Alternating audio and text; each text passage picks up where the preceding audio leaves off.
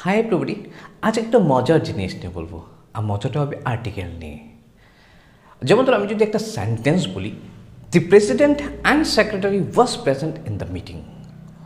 এবার ঘটনা হলো প্রেসিডেন্টও বলছি, সেক্রেটারিও বলছি, তারা মিটিংয়ে উপস্থিত ছিলেন। এখন প্রেসিডেন্ট সেক্রেটারি হয়ে গেলো দুটো, তাহলে তো প্লুরাল হওয়ার কথা। দি president and secretary were present in the meeting, এমন তো হওয়ার কথা। কিন্তু আমি বললাম কি, the president and secretary was present in the meeting. এটা কী করে হয়?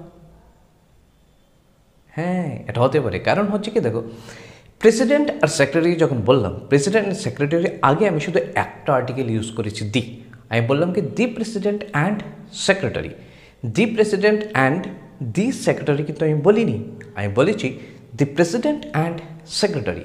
এবার যদি এমন হয় তাহলে হচ্ছে কি, প্রেসিডেন্ট এবং সেক্রেটারি এই দুটো আলাদা আলাদা পোস্ট হওয়া সত্ত্বেও আসলে দুজন ব্যক্তিকে এখনও বোঝানো হয়নি, এখানে শুধুমাত্র একজন ব্যক্তিকেই বোঝানো হয়েছে। অর্থাৎ একই ব্যক্তি সেক্রেটারি এবং প্রেসিডেন্ট এই দুটো পোস্ট হোল্ড করে আছেন। এই ক্ষেত্রে আমি বলছি কি, দ্য প্রেসিডেন্ট অ্যান্ড সেক্রেটারি।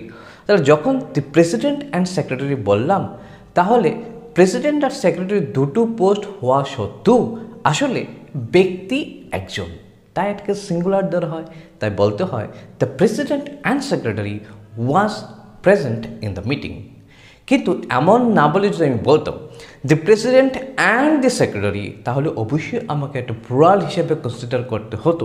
কারণ যখন আমি দি প্রেসিডেন্ট এবং দি সেক্রেটারি বললাম, এর মানে হচ্ছে প্রেসিডেন্ট এবং সেক্রেটারি এই দুটোটা পোস্ট একই ব্যক্তি হোল্ড করে রাখেনি, আলাদা আলাদা ব্যক্তি। তাহলে যেহেতু আলাদা আলাদা ব্যক্তি এবং অ্যান্ড দিয়ে আমি যুক্ত করলাম, তাহলে অবশ্যই কী হবে? প্লুরাল হবে। That means we have to write then the president and the secretary were present in the meeting. Right?